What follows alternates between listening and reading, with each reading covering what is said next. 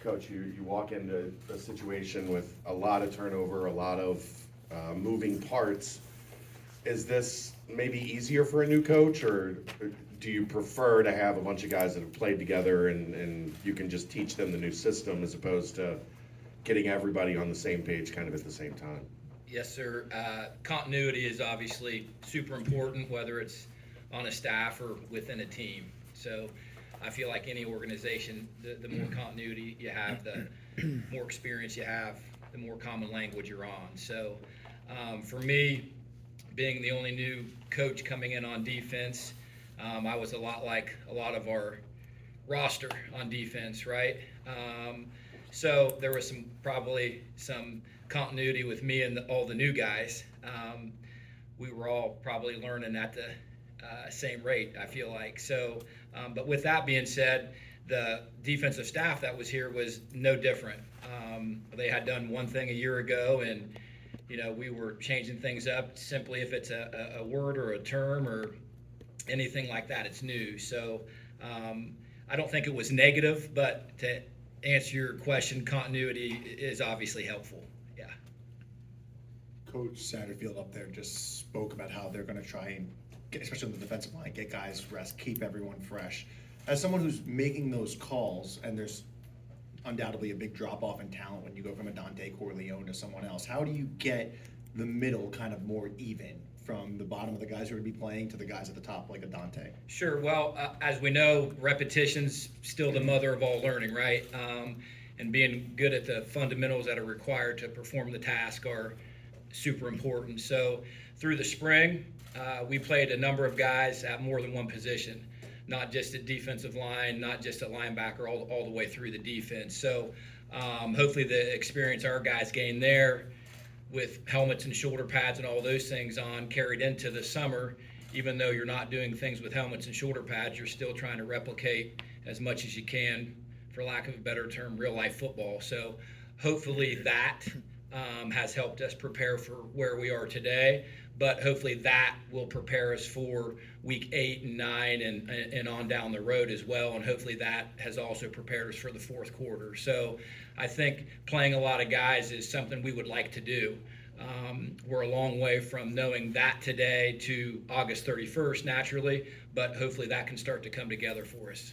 Coach Satterfield also spoke a lot about discipline and making sure, there aren't the penalties, tackles are being finished. With a bunch of new guys on defense, how do you make sure that discipline is a part of this defensive culture? Sure. Well, I think it's a part of everything that you're doing. So showing up to the building on time, performing the workout in the weight room the way it needs to be done, doing your academics the right way and on time, and all of those things to me lead into discipline, how you take care of your body, your nutrition. So there's a lot of things that we do that hopefully develop a disciplined routine, which develops mental toughness, which you hope your guys have. So to me, it's everything that you're doing throughout the day. Kind of going off Marshall's original question, Coach Satterfield told us you guys lost defensive end Mikey Coleman for the season. What have you seen from Marquez Parker, Rob Jackson, and Eric Phillips that you believe that they would step up in that role and produce? Sure. Well, all of our guys, the guys you just mentioned, have had really good summers.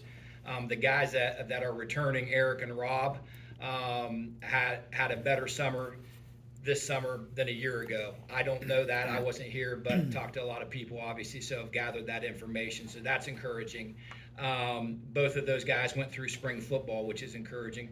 Marquez has developed in his short time here physically, and that's really a great starting point.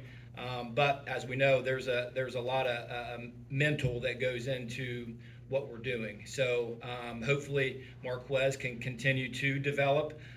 We've got other guys there too that we're going to ask to help us out as well, that also were here through the spring and we feel like progressed as well.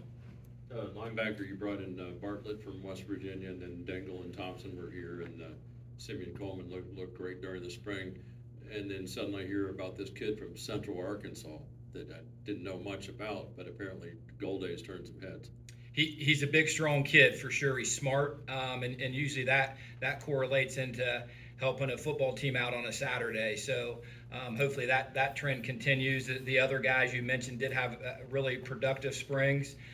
We've got to naturally keep everybody healthy in that group, and we're going to need to play more than 3 or 4 guys at that position in order to be healthy at the end of it. So I feel like just watching film throughout the course of last season, Jack Dingle gets to the end of the season and is a shell of himself. So we need to continue to build our depth there. It's a super physical position, as we know, a violent position. So we're going to need as many guys as we can get there. Justin and Chad.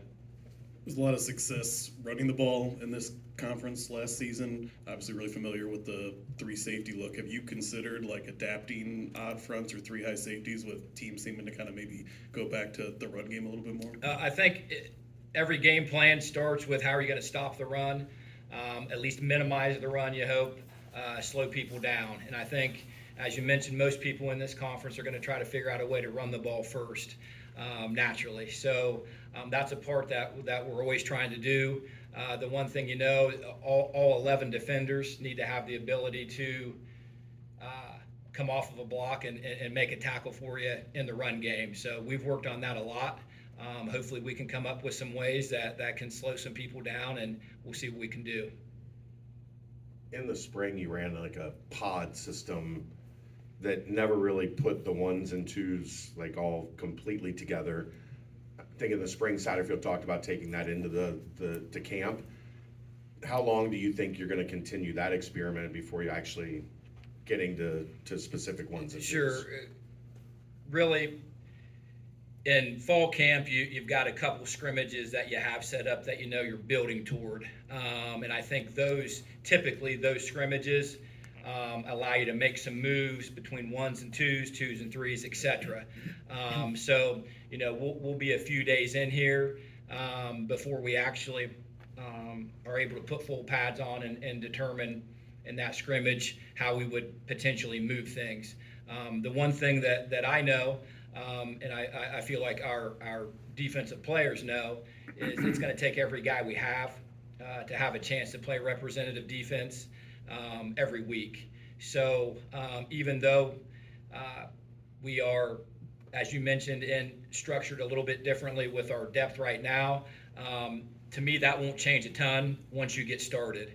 So the value of it is hopefully to even reps out in the end of fall camp, so you have a fair evaluation process, especially like you already mentioned, we've got a number of new guys, and there was only 15 practices that we were able to do in the spring. So I believe we'll continue to work on that. Did you get what you want out of that pod system through the spring? We absolutely did, yes. I mean, the number of guys, as far as reps being dispersed evenly with our healthy bodies, we absolutely did. I think we're able to also determine maybe what certain guys needed through this off season and through some of our player-led practices that we had, and I think that helped us that way as well as far as evaluating specific needs. I went off of Justin's question. Do you sense that the 4 new teams coming to the Big 12, you played 2 of them this season, do you sense that they're going to keep that identity of teams being really successful at running the ball in the Big 12? Well, I think by that point we'll know on those 2 opponents once we get there. But I certainly feel like just simply fundamental football and the foundation of what most programs are built on is that. Now, obviously, you've got to be healthy and figure out, each school naturally has to figure out who their playmakers are, how they're getting the ball to those individuals, and what positions they're in. So that broadly changes people naturally, but I think generally we would say people would like to run the football if they can. Neil and Dan. Coach, talk about the secondary there a little bit and what you've seen from them. Obviously, a complete rebuild from last season. What have you seen from those newcomers there at that secondary position? Well, certainly, like you mentioned, a lot of new faces there. And we've got guys in varying degrees. Some guys with this is their last year of college football, which to me always means a lot. When a guy's on his last year of college football, it's much different than a guy in his first year of college football. So we've got a hungry, competitive group. That collectively they've got an outstanding work ethic. So I feel like we have a chance that way. and naturally we need to stay healthy. With Dante on the road to recovery, what did Jalen Hunt show you in the spring and summer? Jalen has gotten better each day since I've been here personally, mentally and physically both. He's an outstanding human. He's worked really hard. He leads others, which has been a lot of fun with him and Dante, really having different leadership styles, but both effective. So that's been a lot of fun. Now, you would say his leadership role has probably increased with Dante's injury. So he's done a great job with that. Jalen has. He is a guy that knows more than one position, which is certainly going to help us, and we know we're going to need Jalen. To piggyback off Neil's question, the secondary is a lot of new faces, but is there anybody new or old kind of taking the leadership role pretty seriously? Yes, we've had a collective effort there among that group. One name that was here a year ago, Jordan Young. He had a very positive spring, recovered through the offseason, was healthy, and it has worked very hard.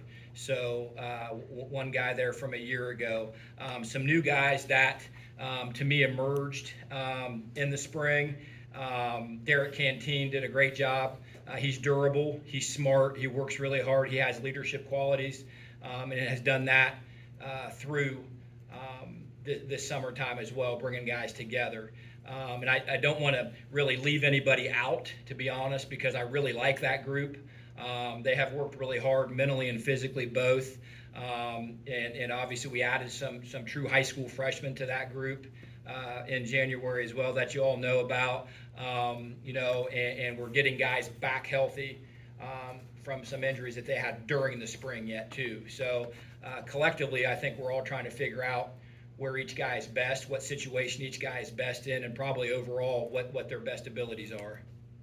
Coach Satterfield said you guys have a plan this upcoming fall camp for the new technology and the tablets and how you're going to integrate it. How do you kind of look at that? Do you have a plan in place for how your coaches are going to use it, how the players are going to use it, and do you think it's more of an advantage for the offense, or does it give the defense an edge? Well, I did. I stepped in at the right time because I heard Coach Satterfield say that he felt like it was an advantage for the offense, and I would 100% agree with him on that statement. When you're able to speak to the quarterback, and you know exactly how much time you have, and you're controlling the tempo and the pace, that would say you do have an advantage on the offensive side. Defensively, we experimented a little bit with it in the spring. Not quite sure exactly then how to use it. And I feel like a little bit the same standing here today, that we're going to need to experiment with it through fall camp. There's, a lot of things that you're going to have to continue to do defensively that you've always done. And I think talking with a lot of guys and people I'm close with and what their plans are really align with what I was thinking. We're just trying to figure out what's best and how many different forms of communication you're going to need to have. So that's one of them. We'll use it. How much it'll really provide an advantage for the defense, I think, is ambiguous right now. Any more questions? Thank you, Coach. Yep, thanks.